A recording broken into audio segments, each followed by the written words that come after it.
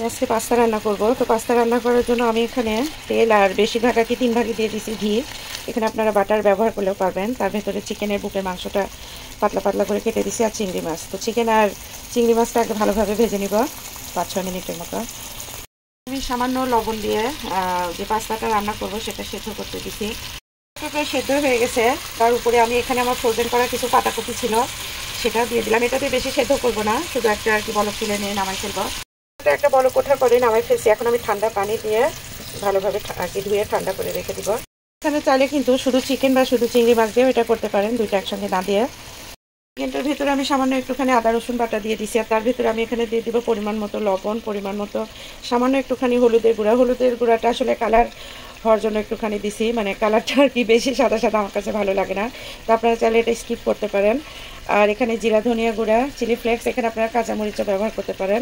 এটা কি বলবো, শাহি জিরা, আর এটা পাঁচফোড়ন, আর এটা একটা চিকেনের সিজিলিং আর কি 2-3 রকমের মশলা দিয়ে মিক্স করা। তো এটা আপনারা না দিলেও পারবেন, স্কিপ করতে পারবেন। আমার ঘরে যখন এটা না থাকে তখন আমি এটা না দিয়েই করি, তো হাতের কাছে আছে তাই দিয়ে দিলাম। আপনারা এটা না দিলেও পারবেন। তার ভিতরে আমি আবার 1 চা চামচের মতো চিনি, সামান্য একটুখানি হাট কেচাপ, বারবিকিউ সস আর একটুখানি সয়া সস দিয়ে দিছি। দিয়ে আর কি চিকেনটা চিংড়ি মাছটা ভালোভাবে কষাই নিব। এখন দিয়ে দিলাম সামান্য একটুখানি টমেটো কেচাপ।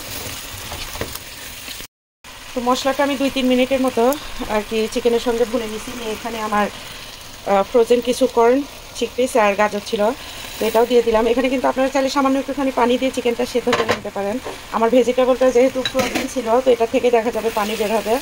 তো আর কি ভেজিটেবলটা মিক্সড করে তারপরে আমি এটা চুলাটা আস্তে করে দিয়ে ঢেকে রাখবো যেন চিকেনটা একটুখানি সেদ্ধ হয়। তো 5 মিনিটের মতো চিকেনটা আমি সেদ্ধ হইতে দিয়েছিলাম চুলাটা আস্তে করে দিয়ে। এখন আমি বড় 1 চামচ দিয়ে মেয়োনিজ দিয়ে দিলাম।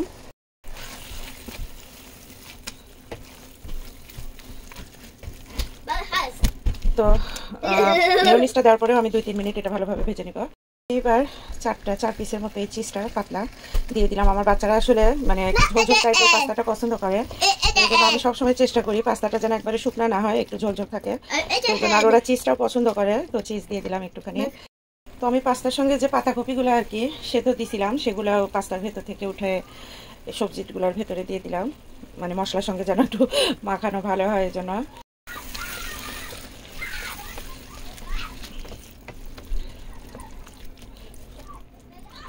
মশলাটা ভালোভাবে ভুনে নেওয়া শেষ। এর মধ্যে চিকেন চিংড়ি মাছ সবই সেদ্ধ হয়ে গেছে। তো এবার আমি তার ভেতরে ছোট ছোট করে কিছু পেঁয়াজ কুচি দিয়ে দিলাম। পেঁয়াজটা আমি আসলে আগে দিই না, কারণ পেঁয়াজটা আগে দিলে দেখা যায় একদম ভর্তা ভর্তার মতো হয়ে যায়। তো পেঁয়াজটা একটুখানি হালকা সেদ্ধ হলেই আর কি খাইতেও এটা অনেক বেশি ভালো লাগে পাস্তার সঙ্গে। আমি আসলে সবসময় চেষ্টা করি রান্না করে আমার বাচ্চাদের কোনটা ভালো লাগতেছে, আমার হাজবেন্ড খেয়ে কোনটা ভালো লাগতেছে, আমার কাছে কি ভালো লাগতেছে, আমার বাসায় যে মেহমানরা আসে তাদের কাছে কি ভালো লাগে শুনে আমি সেই রকম করে আসলে পরবর্তীতে রান্নাটা করার চেষ্টা করি। তো পেঁয়াজটা এটার পরে দিলে হালকা একটুখানি সেদ্ধ হয়ে গেলেই হবে। তারপর আমি পাস্তাটা দিয়ে দিব। মাশাআল্লাহ, এটা দেখেই তো, এটা ঝোলঝোল দেখেই তো আমার মানে জিভে পানি চলে আসছে, মানে দেখতে এত সুন্দর লাগতেছে কালারটা, মাশাআল্লাহ। তো এটা হয়ে গেছে। দেখা যাবে পেঁয়াজটা আমি আর বেশি সেদ্ধ করব না এটার সঙ্গে, কারণ অনেকক্ষণ চুলার উপরে আর একটু থাকবে, গরম গরম থাকলে এটা আরও নরম হয়ে যাবে। এটার ভিতরে যে পাস্তাগুলো সেদ্ধ করে রাখছিলাম সেগুলো দিয়ে দিলাম, দিয়ে মিক্সড করব।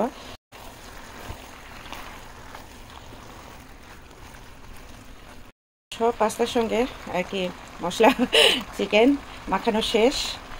আমার বাচ্চারা আসলে বলছে, তো আমি কিন্তু চুলাটা একদম আস্তে করে দিয়ে রাখছি, তারা আজকে মানে চিজ বেশি দিয়ে পাস্তা খাবে। তো এই জন্য আমি পুরো 1 প্যাকেট মজারেলা চিজ এটার উপর দিয়ে দিয়ে আমি ঢেকে রাখবো পাস্তাটা যেন চিজটা গলা পর্যন্ত। তো আপনারা কিন্তু এখানে চাইলে চিজ ছাড়াও এটা করতে পারেন, চিজ ছাড়াও এটা খাইতে অনেক মজা হয়। তো চিজ ছাড়াও করতে পারেন। পুরো প্যাকেটটা আর কি দিয়ে দিছি, কারণ চিজটা আমি আসলে নিজেও অনেক পছন্দ করি। তো তার উপর দিয়ে আমি কিছু বাটার দিয়ে দিব, দিয়ে ঢেকে দিব।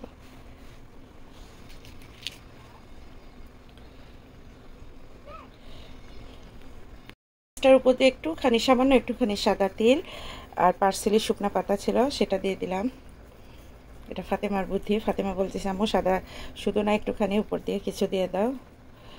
তো সব দেওয়া শেষ। এবার ঢাকনা দিয়ে আমি ঢেকে এটা প্রায় 10 মিনিটের মতো রেখে দিব। মাশাআল্লাহ, চিজগুলো একদম মেল্ট হয়ে গেছে। আর ফাতেমা এই যে আসে রেডি। মানে আমার বাচ্চারা আসলে চিজ পাস্তাটা অনেক পছন্দ করে। চিজি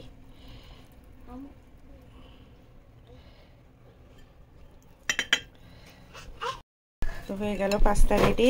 বাচ্চাদের আজকে আসলে সকালে কোনো নাস্তা করিনি, তো আজকে ওদেরকে এটা দিব।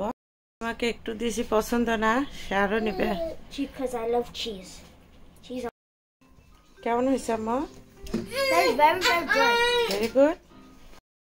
ইব্রাহিম শোনা গুড গুড মাশাআল্লাহ।